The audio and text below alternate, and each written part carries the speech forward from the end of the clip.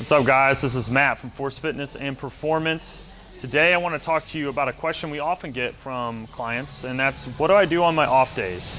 Most of our clients are in the gym anywhere from 1 to 4 days a week, and there's this definite desire to optimize whatever they're doing in the gym. And a lot of people, the first thing they go to is, should I add more training in? What should I be doing at home to improve my results?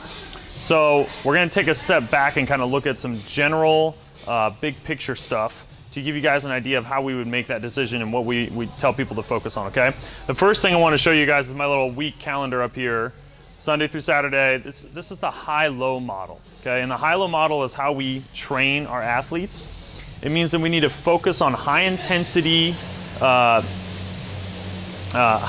methods like strength training, interval training, etc. Only up like 2 to 3 days a week of maximum intensity. And then the rest of the time, we want to focus on lower intensity methods, which are more endurance or recovery methods and other things. So those days can still be hard, but the intensity is much lower. And you get a nice balance throughout your week. So I mean, the model I wrote up today is just low, high, low, high, low, high, low, high, alternating back and forth. But I'm still only going to hit those high days 3 times a week. And this really has to do with how the body recovers from exercise and how we rebuild and regenerate afterwards. If you just do high days, multiple days in a row, all the time, eventually you're going to crash and burn. You're not going to get the same results that you can get if you have this natural fluctuation in your training and in your lifestyle. Okay, so as far as training goes, I would assume that your days in the gym are going to be high days. So we want to focus on lower intensity methods like stretching, jogging at a lower intensity if that's something you enjoy, hiking, rucking, playing at a moderate to low intensity, okay? Finding something you enjoy, that activity that you're in the gym to be able to do, actually spend some time and go and do that thing, okay? The other thing we can kind of think about big picture wise is, where am I focusing my effort and attention, and how much benefit is that actually giving me, okay? So most people are going to hyper-focus in our field, hyper-focus on movement. So we're always thinking, okay, how can I exercise more? But actually, there are other pieces to the puzzle of our wellness wheel here.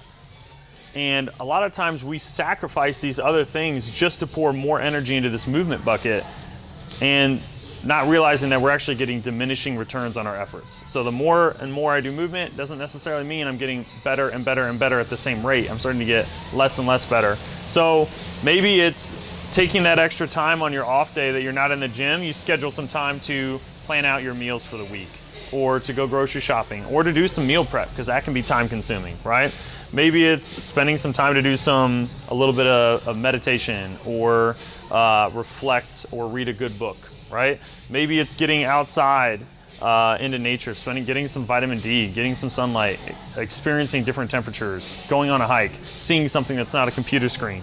Maybe it's tribe, maybe it's just like spending time to connect with people, or maybe it's rest. Maybe you need to sleep or take a nap, okay? But these things are also critically important to your health. So until I know that you're also putting some effort into these other areas, I'm not going to tell you like, oh yeah, let's go work out another day, right? Now, if you're an athlete performing at an elite level, you're going to have more training potentially, but we're still going to focus on this entire thing, right? So we have guys that are training for the combine or doing other things that are in here 6 days a week, or maybe in here for 2 days on some days, but their training is dependent upon the fact that they are doing all these other things well at the same time, right? Not in spite of it. Cool? So, what you do on off days? Fill in your wheel, do some lower intensity methods, go out, play, have fun, do something you love, and worry about the gym for another day. And I don't think there are many gyms that will tell you that, but that's from us. Take care.